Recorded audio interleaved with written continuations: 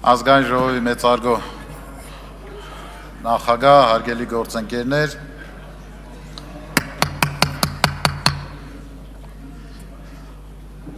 ձեզ եմ ներկայացնում Հայաստանի Հանրապետության սահմանադրական օրենքը, ազգային ժողովի կանոնակարգ օրենքը, որը սահմանադրական օրենք է։ Մինչև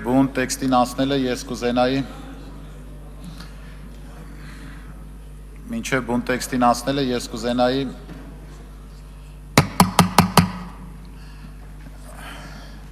կարճ անդրադառնալ ազգային ժողովի կանոնակարգ օրենքի աշխատանքներին, նախ ասեմ, որ այս տարվա հունվար ամսից ձևավորվել է աշխատանքային խումբ, որի կազմում մեր փորձագետներն են, որոնցից ես շնորհակալություն եմ հայտնում այս կարևոր աշխատանքը կատարելու, իրականացնելու համար։ Այս ընթացքում մենք փորձել ենք, հիմք ընդունելով նոր սահմանադրությունը, որպես հայեցակարգ, մշակել և մեր պատգամավորների սահմանադրական բարեփոխումների հանձնաժողովի կառավարության քննարկմանը դատին ներկայացնելու մի նախագիծ, որը հետագայում նաև պետք է քննարկվի այս դահլիճում։ Պետք է ասեմ, որ ազգային ժողովի կանոնակարգ օրենքը մենք նաև մինչև հանձնաժողովում քննարկելը, նաև քննարկել ենք մեր գործընկերների հետ։ Հատուկ ուզում եմ նշել պարոն Խոսրով Հարությունյանին, Գագիկ Ջահանգիրյանին, օրինաց երկրից Հովհաննես Մարգարյանին, պարոն Մարուքյանին, Ուրիխանյանին պարոն, ովքեր իրենց առաջարկներով թե բանավոր, թե գրավոր փորձել են մեր նախնական ներկայացրած նախագիծը էլ ավելի հարստացնել, մասնակցել քննարկումներին, ներկայացնել իրենց դիտարկումներն ու առաջարկությունները, որոնց մի մասը իհարկե եւ հաշվի առնվել, մի մասի հետ կապված էլ նաեւ տվել ենք մեր բարձաբանումները եւ մոտեցումները, թե ինչ կարգով կամ ձևով ենք պատկերացնում դրանց հետագա ընթացքը։ Իհարկե նաև սահմանադրականության հետ կապված քննարկվել է սահմանադրական բարեփոխումների հանձնաժողովում եւ մեկ կարևոր դիտարկում կամ ճշտում ներկայացնեմ, հարգելի գործընկերներ, որ մենք ազգային ժողովի կանոնակարգ օրենքը մշակելու ընթացքում հիմք ենք ընդունել բացառապես նոր սահմանադրության դրույթները, որպես հայեցակարգ ընդունվել է նոր սահմանադրությունը եւ այն բոլոր ձևակերպումները, ընթացակարգերը, գործառույթները, որոնք սահմանել ենք ազգային ժողովի կանոնակարգ օրենքում, դրանք բացառապես վերցրել ենք կամ հիմք ենք ընդունել նոր սահմանադրության դրույթները։ Ես կցանկանայի, որպեսզի մի քանի կարևորագույն դրույթներ մենք ամրագրենք, դրանց մասին խոսենք, այնուհետև ես սիրով կպատասխանեմ ձեր հարցերին։ Նախ այն հիմնական կամ կարևոր փոփոխությունը, որը մեր պատգամավորներին շատ հետաքրքրում է կամ հարցադրումներով ներկայացել են, դա նստաշրջանների եւ հերթական նիստերի տևողությունն է։ Նստաշրջանները սահմանված են սահմանադրությամբ եւ մենք հերթական նիստերը որպես այդպիսին այդ նստաշրջանների ժամանակահատվածում, աշնանային եւ գարնանային նստաշրջանների ժամանակահատվածում պատկերացրել ենք, որ պետք է շարունակենք քառօրյա օրակարգով նիստերի հաջորդականությամբ։ Երկուշաբթի օրը ուղղակի սահմանել ենք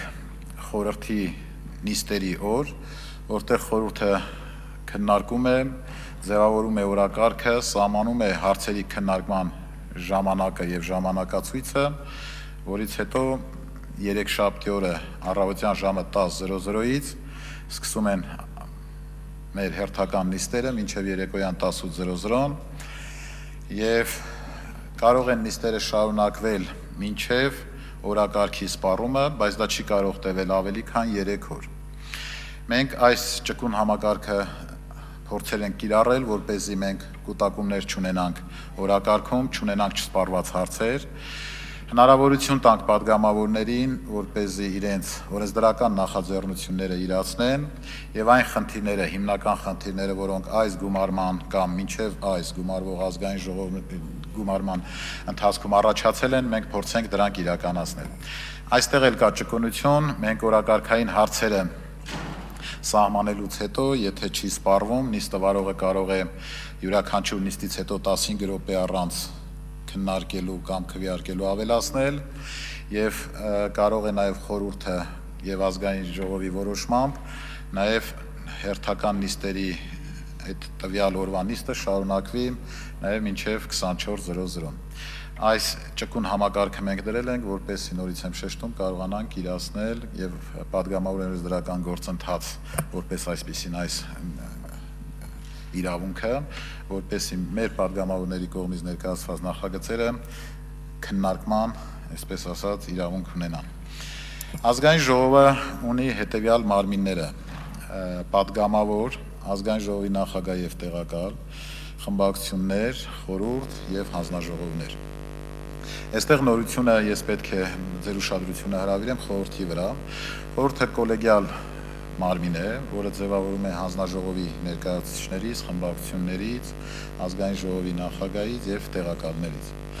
Նախկինում այն հարցերը, որոնք մենք ուրբաթ օրը, այսպես ասած, օրակարգը հաստատելուն վերաբերող նիստ են գումարում եւ օրակարգը հաստատվում էր այնտեղ կամ ազգային ժողովի նախագահը ներկայացնում էր, կարծես թե միանձնյա որոշելու գործառույթ էր, ազգային ժողովի նախագահի տիրույթում էր, այսօր այս խորհուրդը կոլեգիալ մարմին է, որտեղ ներկայացված են եւ ընդդիմությունը եւ կառավարող խմբակցությունները, այսինքն իշխանությունը եւ հանձնաժողովները, որոնք կներկայացնեն իրենց հարցերը, հանձնաժողովները այն հարցերը, որոնք կարեւոր են եւ պետք է ունենան քննարկման այլ ընթացակարգեր, այստեղ նույնպես կսահմանվեն եւ կարծում եմ կոլեգիալ սկզբունքով նաեւ որոշումները կկայացվի։ Խորհրդի լիազորությունները կանոնակարգում շարադրված են, չծանրանամ սրանց վրա, եթե կլինեն հարցեր, սիրով կպատասխանեմ։ Թերևս մենք ազգային ժողովը բաժանենք ազգային ժողովի գործունեությունը բաժանենք երկու մասի՝ օրենսդրական գործընթաց եւ քաղաքական վերահսկողական գործընթաց։ Օրենսդրական գործընթացի մեջ ամենակարևորը դա կանոնակարգով պետք է մենք սահմանենք, ամրագրենք օրենսդրական գործընթացի ընթացակարգերը եւ այստեղ շատ կարևոր մի հանգամանք պետք է նշեմ, որ մենք ունենք երկու ընթերցում օրենքների եւ երրորդ ընթերցումը դա կարող է տեղի ունենալ կամ փոխարինում է երրորդ ընթերցմանը, երբ որ հեղինակը օրենսդրական նախաձեռնության դիմում է ազգային ժողովին, հետաձգում է նախագծի քննարկումը, որպեսզի խմբագրման տեսանկյունից ժամանակ վերցնի եւ խմբագրվեն այս օրենքները։ Առաջին ընթերցման ժամանակ մենք նորամուծություն ենք, ընդհանրապես օրենսդրական գործընթացը որպես այդպեսին ամբողջովին արմատապես փոխվել է։ Ծանրաբեռնվածությունը տեղափոխվել է դեպի մշտական հանձնաժողովներ։ Եվ մշտական հանձնաժողովն է կարծես թե տերը դառնում օրենսդրական նախաձեռնության գործընթացի եւ բոլոր նախագծերը մշտական հանձնաժողովում քննարկման ընթացքում եւ այս նախագծերի վերաբերյալ հնչած առաջարկները կլինեն գրավոր թե բանավոր անպայման քննարկվում եւ քվեարկվում են հանձնաժողովում։ Առաջին ընթերցման ժամանակ, երբ որ նախագիծը ստանում է դրական եզրակացություն, ապա գալիս է լիագումար նիստերի դահլիճ եւ ընդհանուր կարգով սահմանված կարգով անցնում է այս քննարկումների ընթացակարգը։ Երբ որ ստանում է բացասական եզրակացություն, այստեղ կա տարբերություն։ Նախ բացասական եզրակացություն ստացած ցանկացած նախագիծ, երբ որ օրակարգը հերթական նստաշրջանների ձևավորվում է, անպայման արագացված կարգով քննարկվում է ազգային ժողովում, հեղինակը ամբիոնից ներկայացնում է նախագծի էությունը, գլխադասային հանձնաժողովի ներկայացուցիչը ներկայացնում է գլխադասային հանձնաժողովի եզրակացությունը եւ քվեարկվում է։ Եթե դրական եզրակացություն է ստանում, ապա նորից ընդհանուր կարգով, սահմանված կարգով դա սկսվում է քննարկվել եւ գնում է առաջ։ Եթե մերժում է լիագումար նիստում, ապա դա այլևս չի կարող իր ընթացքը շարունակել։ Բացասական եզրակացություն ստացած նախագծերի այն դրույթները, որոնց վերաբերյալ հանձնաժողովը տվել է դրական եզրակացություն, դրական վերաբերմունք, որևէ պատգամավորի կողմից, երբ որ դա կվերցնվի, դրամշակվի եւ նույնությամբ խոսքը վերաբերում է այն հոդվածներին, այն առաջարկներին, որոնց վերաբերյալ գլխադասային հանձնաժողովը տվել է դրական եզրակացություն։ Դառնում է մեկ նախագիծ, ներկայացվում է ազգային ներկայացվում է հանձնաժողովին, որը քննարկվում է եւ քվեարկվում է, եթե դրական եզրակացություն է ստանում, ապա գալիս է եւ որպես այլընտրանքային քննարկվում է ազգային ժողովում եւ որպես այլընտրանքային ճանաչված երկու նախագծերը եւ բացասականը եւ նոր ծնված նախագիծը քննարկվում է եւ գնում են առաջ։ Այն նախագիծը, որը կստանա ազգային ժողովի դրական եզրակացությունը, նայել որպես հիմք կամ որպես օրենք կընդունվի եւ կգնա առաջ։ Նույնը վերաբերում է երկրորդ ընթերցմանը։ Երկրորդ ընթերցման ժամանակ նույնպես մենք ունենք բոլոր առաջարկների, այդ թվում բանավոր եւ գրավոր, ունենք քվեարկություն, քննարկում ազգային ժողովում, որը ես կարծում եմ բավականին լուրջ գործիք է հանձնաժողովների համար, որպեսզի կարողանան նախագծերը նախ եւ առաջ քննարկեն եւ տանեն առաջ։ Այստեղ պետք է նշեմ արտահերթ նիստերի գումարման կարգը։ Մենք գիտենք, որ արտահերթ նիստերը գումարվում են պատգամավորների 1/4 պահանջով կամ կառավարության կողմից ազգային ժողովի նախագահի որոշմամբ եւ մենք պետք է այստեղ արձանագրենք, որ այն մտահոգությունը, որ այսօր մենք ունենք, որ արտահերթ նիստերի օրակարգում ընդգրկում են այնպիսի նախագծեր, որոնք հանձնաժողովներում չեն քննարկվել, այլևս դրանց ճանապարհը փակվել է, սահմանել ենք բացառիկ դեպքեր, դրանք կարող են վերաբերել բացառիկ դեպքեր միջազգային, ասենք, պայմանագրերին եւ բյուջեին վերաբերող հարցերին, որոնք կառավարության բացառիկ իրավասության ներքո են գտնվում, որոնք կարող են առանց հանձնաժողովներում քննարկելու արտահերթի օրակարգում ընդգրկվեն։ Մնացած բոլոր դեպքերում պարտադիր պետք է անցնեն այս ընթացակարգը,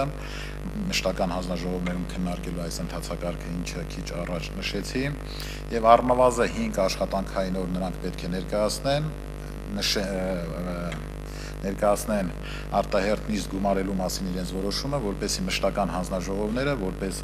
մշտապես գործող մարմիններ ազգային ժողովի կարողանան իրենց աշխատանքը կազմակերպել եւ տան եզրակացություն այդ նախագծերի վերաբերյալ։ Կարևոր է նաև այն նորամուծությունը, որը վերաբերում է քննիչ հանձնաժողովին։ Քննիչ հանձնաժողովը թերևս այս կանոնակարգի ամենակարևորագույն կամ կարևոր օղակներից մեկն է եւ հիմնականում սա որպես այդպիսին մենք դիտարկում ենք որպես մեր ընդդիմության գործիքակազմ եւ 1/4 պահանջով կարող է ձևավորվել քննիչ հանձնաժողով իրավունքի ուժով։ Քննիչ հանձնաժողովը դա այն հարթակն է, որտեղ հասարակությանը, հանրությանը հետաքրքրող հարցերը, որոնք ազգային ժողովի իրավասության ներքո են, կարող են քննիչ հանձնաժողովի քննարկման առարկա դառնալ։ Ինչ է անում քննիչ հանձնաժողովը կամ ազգային ժողովը, որպես նաև շահկապենք վերահսկողական ֆունկցիա իրականացնող մարմին եւ որպես վերահսկողական գործառույթ։ Պետք է կարողանա պահանջի տեղեկատվություն, պետք է կարողանա հրավիրել իր նիստերին համապատասխան պաշտոնատար անձանց,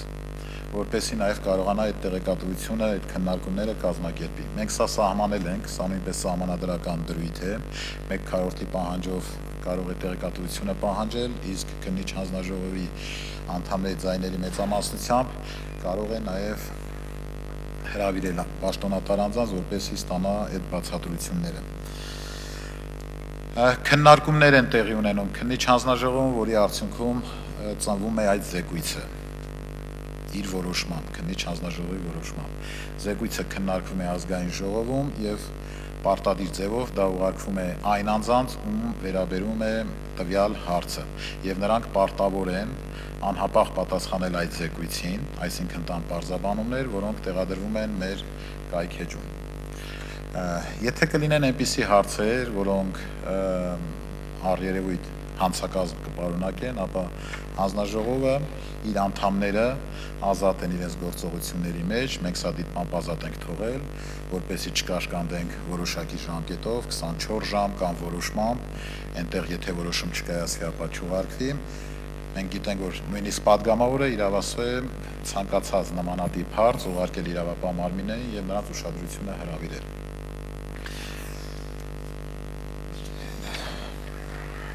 Մենք կարևոր նորամուծություններից է նաև